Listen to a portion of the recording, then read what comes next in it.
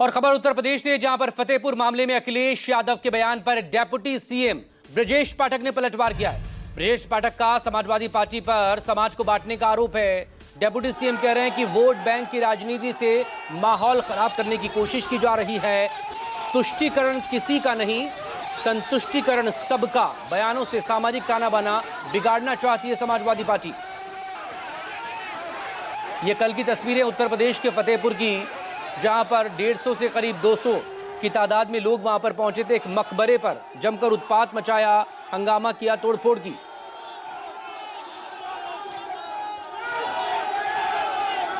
तो फतेहपुर केस में कैसे ब्रजेश पाठक और अखिलेश यादव आमने सामने आ रहे हैं। सपा की नीति है फूट डालो राज करो वाली। वोट बैंक की राजनीति से माहौल खराब करने की कोशिश की जा रही है। तुष्टीकरण किसी का नहीं, लेकिन संतुष्टीकरण सबका। बयानों से सामाजिक ताना बाना बिगाड़ना चाहती है समाजवादी पार्टी। ये तमाम बातें कही गई हैं और हिंदू मुस्लिम विवाद को बढ़ावा देती है सपा। ब्रजेश पाठक ने निशाना साधा है समाजवादी पार्टी पर। इससे पहले अखिलेश यादव ने सवाल उठाए थे फतेहपुर में हुए इस पूरे वाकये को लेकर सरकार के काम करने पर।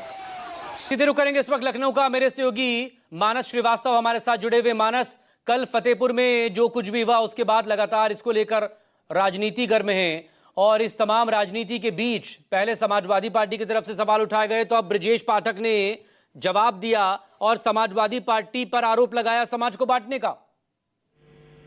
जी बिल्कुल, निश्चित तौर पर दरअसल इसमें सियासत इसलिए भी ज्यादा बढ़ा दी क्योंकि कल ही विधानसभा का मानसून सत्र शुरू हुआ और जिस वक्त उत्तर प्रदेश में सदन की कार्रवाई शुरू हो रही थी, ठीक उसी वक्त उत्तर प्रदेश के फतेहपुर जनपद में एक मकबरे और मंदिर को लेकर के दंगा भड़क गया वहां पर। और जिस तरीके से वहां पर तमाम सैकड़ों की संख्या में भीड़ जमा हो गई, वहां मकबरे को तोड़ा गया, उसके बाद जिस तरीके का तनाव वहां पर फैला, उसको लेकर निश्चित तौर पर समाजवादी पार्टी के मुखिया अखिलेश यादव ने भारतीय जनता पार्टी की सरकार पर सोशल मीडिया के माध्यम से गंभीर सवाल खड़े किए और कहा कि ये खत्म होती बीजेपी की निशानी है।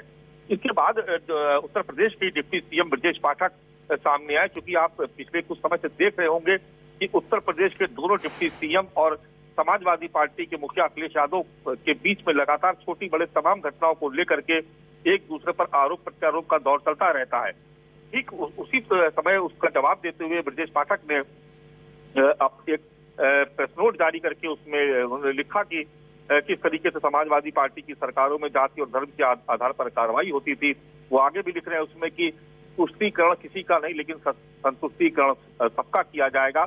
और इसी मामले में आपको अपडेट कर दें कि आज उत्तर प्रदेश की विधानसभा में भी समाजवादी पार्टी की तरफ से मुद्दा उठाएगा, जिस पर वित्त मंत्री और संसदीय कार्य मंत्री सुरेश खन्ना ने उसका जवाब दिया और इसमें सरकार के किसी भी तरीके के इन्वॉल्वमेंट को उन्होंने पूरी तरीके से नकार दिया। और उन्होंने कहा कि सदन में वो इस बात का खंडन करते हैं कि इस मामले में सरकार ने की या सरकार की प्रशासनिक मशीनरी की किसी भी तरीके की कोई भागीदारी या संरक्षण जैसी बात नहीं है जी।